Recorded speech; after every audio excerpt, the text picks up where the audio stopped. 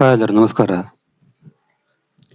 ಇವತ್ತಿನ ಒಂದು ವಿಡಿಯೋದಲ್ಲಿ ಜಾತಕದಲ್ಲಿ ಹಣದ ಆಕ್ಟಿವೇಶನ್ ಅಂದ್ರೆ ಮನಿ ಆಕ್ಟಿವ್ ಅಂದ್ರೆ ಈ ಜಾತಕದಲ್ಲಿ ಮನಿ ಆಕ್ಟಿವೇಶನ್ ಯಾವಾಗ ಆಗ್ತದೆ, ಯಾವ ಗ್ರಹಗಳ ಕಾರಣದಿಂದ ಆಗ್ತದೆ ಅಂತ ವಿಡಿಯೋದಲ್ಲಿ ತಿಳ್ಕೊತ ಹೋಗೋಣ. ನಿಮ್ಗಿದು ಗೊತ್ತಾದ್ರೆ ನಿಮ್ಗೆ ಆ ಒಂದು ಗ್ರಹದ ದಶೆಯಲ್ಲಿ ನಿಮ್ಗೆ ಹಣದ ಒಂದು ಆಕ್ಟಿವೇಶನ್ ಆಗ್ತಾ ಇರ್ತದೆ. ಅದು ಯಾವ ತರ ಅಂತ ಸ್ವಲ್ಪ ಸೂಕ್ಷ್ಮವಾಗಿ ಇವತ್ತು ನೋಡೋಣ.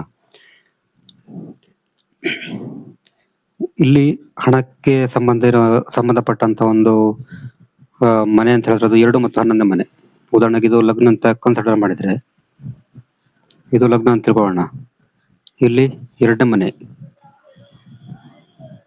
ಮತ್ತೆ 11ನೇ ಮನೆ, ಈ ಎರಡು ಕೂಡ ಹಣದ ಮನೆ. ಇದು 2ನೇ ಮನೆ ಕೂಡ ಹಣದ ಮನೆ, ಇದು 11ನೇ ಮನೆ ಕೂಡ ಹಣದ ಮನೆ. ಈ ಎರಡು ಕೂಡ ಹಣಕ್ಕೆ ಸಂಬಂಧಪಟ್ಟಿರುವಂತ ಮನೆಗಳು.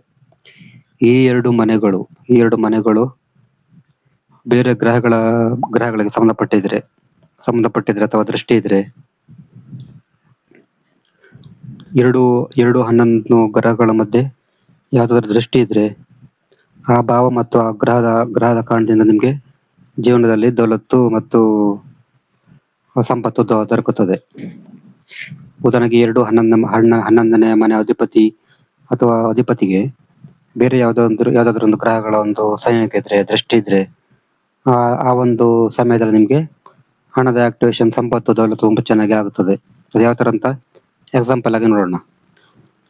ಉದಾಹರಣೆಗೆ ಇಲ್ಲಿ ವೃಶ್ಚಿಕ ಲಗ್ನ ಅಂತ ತಿಳ್ಕೊಳ್ಳೋಣ. ನಾವು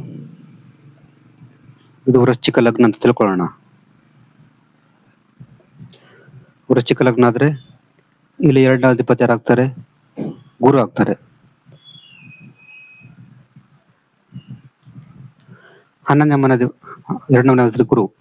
11ನೇ ಮನೆ ಅಧಿಪತಿ ಯಾರಾಗ್ತಾರೆ? ಇಲ್ಲಿ ಬುಧ ಆಗ್ತಾರೆ ವೃಶ್ಚಿಕ ಲಗ್ನಕ್ಕೆ.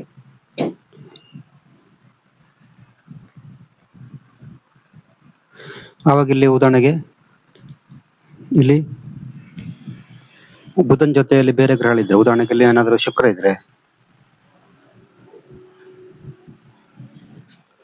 ಆ ಗುರು ಜೊತೆ ಯಾವ್ದಾದ್ರು ಒಂದು ಗ್ರಹ ಇದ್ರೆ, ಅಥವಾ ಇಲ್ಲಿ ಬುಧನಿಗೆ ಅಥವಾ ಗುರುವಿಗೆ ಏನಾದ್ರು ಒಂದು ದೃಷ್ಟಿ ಇದ್ರೆ, ಉದಾಹರಣೆಗೆ ಬುಧ ಇಲ್ಲಿದ್ದು ಇಲ್ಲಿ ಮಂಗಳನ ದೃಷ್ಟಿ ಇದ್ರೆ 1 2 3 4 5 6 7, ಅಥವಾ ಗುರುವಿಗೆ ಯಾವ್ದಾದ್ರು ಒಂದು ಗ್ರಹಗಳ ದೃಷ್ಟಿ ಇದ್ರೆ ಆ ಒಂದು ನಿರ್ದಿಷ್ಟ ಗ್ರಹದ ಒಂದು ದಶೆಯಲ್ಲಿ, ಅಂತರ್ದಶೆಯಲ್ಲಿ ನಿಮ್ಗೆ ತುಂಬಾ ಲಾಭ ಆಗುತ್ತೆ. ಉದಾಹರಣೆಗೆ ಇಲ್ಲಿ ಬುಧನ್ ಜೊತೆ ಶುಕ್ರ ಇದ್ದಾನೆ. ಬುಧನ್ ಜೊತೆ ಶುಕ್ರನ ದಶೆ ಕೂಡ ನಮ್ಗೆ ಹಣ ಆಕ್ಟಿವೇಶನ್ ಮಾಡುತ್ತೆ. ಇಲ್ಲಿ 11ನೇ ಮನೆ 2ನೇ ಮನೆ ಅಧಿಪತಿ ಗುರು ಜೊತೆ ಶನಿ ಇದ್ದಾನೆ. ಆವಾಗ ನಿಮ್ಗೆ ಶನಿ ದಶೆ ಅಂತರ್ಭುಕ್ತಿಯಲ್ಲೂ ಕೂಡ ನಿಮ್ಗೆ ಹಣದ ಆಕ್ಟಿವೇಶನ್ ಆಗುತ್ತೆ. ಗುರು ಶನಿ ಅಂತರ್ಭುಕ್ತಿಯಲ್ಲೂ ಕೂಡ ಹಣದ ಆಕ್ಟಿವೇಶನ್ ಆಗುತ್ತೆ. ಮತ್ತೆ ಇಲ್ಲಿ ಮಂಗಳನ ದೃಷ್ಟಿ ಅಂತ ತಿಳ್ಕೊಳ್ಳಿ. ಮಂಗಳನ ದೃಷ್ಟಿ 11ನೇ ಮನೆ ಅಧಿಪತಿ ಬುಧನಿಗಿದೆ. ಆ ಕಾರಣ ಆ ಮಂಗಳನ ದಶೆಯಲ್ಲಿ ಕೂಡ ನಿಮ್ಗೆ ಹಣದ ಆಕ್ಟಿವೇಶನ್ ಆಗುತ್ತೆ. ಮತ್ತೆ ಭಾವ, ಉದಾಹರಣೆಗೆ ಇಲ್ಲಿ 2ನೇ ಮನೆ ಅಧಿಪತಿ ಯಾರಾಗ್ತಾರೆ? ಗುರು ಇಲ್ಲಿದ್ದಾನೆ ಅಂತ ತಿಳ್ಕೊಳ್ಳಿ. ಇದು ಎಷ್ಟನೇ ಮನೆ?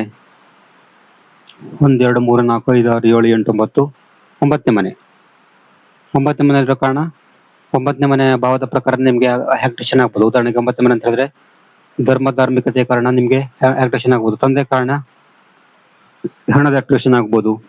ಲಕ್ ಭಾಗ್ಯದ ಕಾರಣ ಆಕ್ಟಿವೇಶನ್ ಆಗ್ಬೋದು. ಈ